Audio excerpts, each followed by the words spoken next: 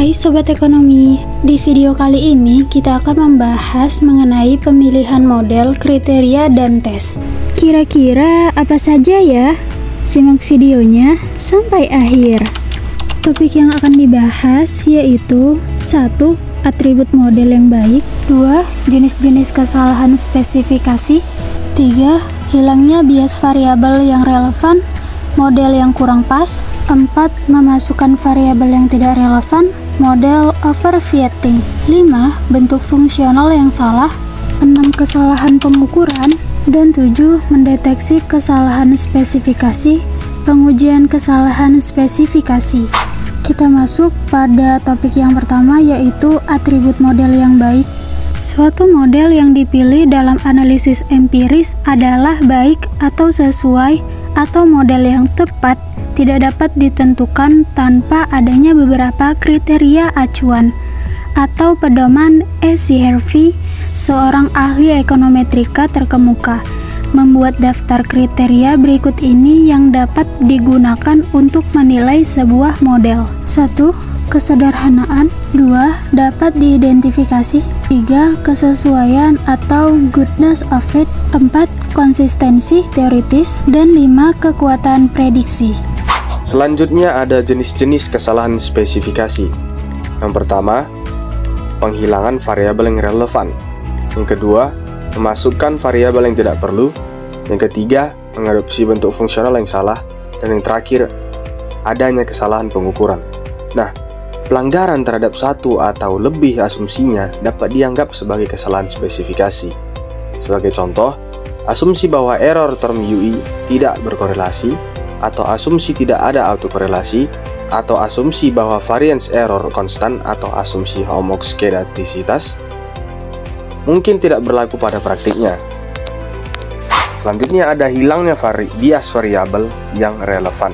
Kita disediakan model di sini, yaitu Y sama dengan B1 tambah B2 X2I tambah B3 X3I tambah UI, di mana Y adalah tingkat kematian anak, X2 adalah GNP per kapita, dan X3 adalah tingkat literasi perempuan.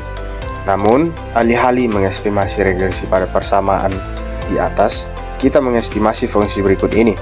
YT sama dengan A1 tambah A2 X2T tambah VT, yang mana sama dengan persamaan 7.1, yaitu persamaan yang paling atas, kecuali bahwa persamaan ini tidak memasukkan variabel relevan X3, di mana X3 merupakan tingkat literasi perempuan. Perhatikan bahwa V seperti halnya U adalah istilah kesalahan stokastik.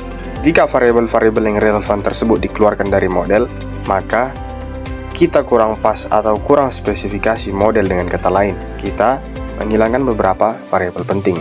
Memasukkan variabel yang tidak relevan, model overfitting.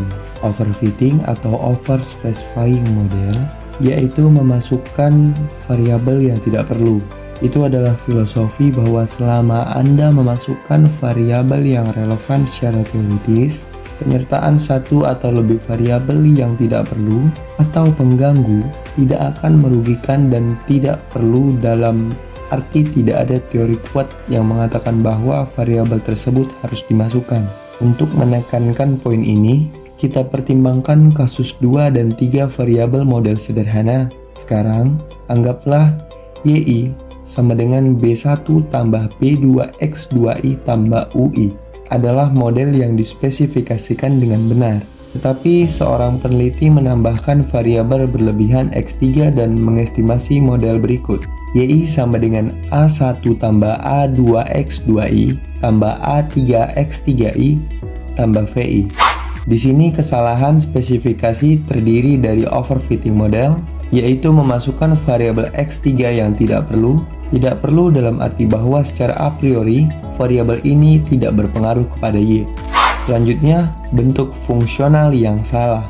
Jenis kesalahan spesifikasi yang berbeda melibatkan ketidaktepatan. Asumsikan bahwa variabel Y, X2, dan X3 yang dimasukkan dalam model secara teoritis adalah variabel yang benar. Sekarang pertimbangkan hal berikut ini, dua spesifikasi model berikut ini. YT sama dengan B1 tambah B2 X2T tambah B3 X3T tambah UT. in YT sama dengan A1 tambah A2 in X2T tambah A3 in X3T tambah VT. Jika regresi sebenarnya adalah model yang benar dan kita mencocokkan persamaan dengan data, kita cenderung melakukan kesalahan spesifikasi yang sama besarnya dengan jika situasinya sebaliknya. Meskipun dalam kedua kasus tersebut, variabel-variabel yang relevan secara ekonomi telah dimasukkan. Di nomor 6 ada kesalahan pengukuran, di mana sejauh ini kita telah mengasumsikan secara implisit bahwa variabel dependen Y dan variabel-variabel penjelas X diukur tanpa kesalahan. Sayangnya kondisi ini tidak terlalu dipenuhi dalam praktiknya karena berbagai alasan, seperti non-respon, kesalahan pelapor, dan kesalahan komputasi. Konsekuensi dari kesalahan pengukuran tergantung pada apakah kesalahan tersebut terjadi pada variabel dependen atau variabel penjelas. Konsekuensi dari kesalahan pengukuran dalam variabel dependen mungkin tidak terlalu penting dalam praktiknya. Akan tetapi, kesalahan pengukuran dalam variabel penjelas adalah masalah serius. Mendeteksi kesalahan spesifikasi.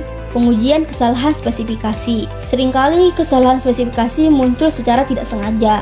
Mungkin karena kita belum merumuskan model setepat mungkin, atau mungkin karena teori yang mendasari lemah, atau kita tidak memiliki jenis data yang tepat untuk menguji model yang benar secara teoritis, atau teori tersebut tidak memiliki fungsional di mana variabel dependen berhubungan dengan variabel penjelas.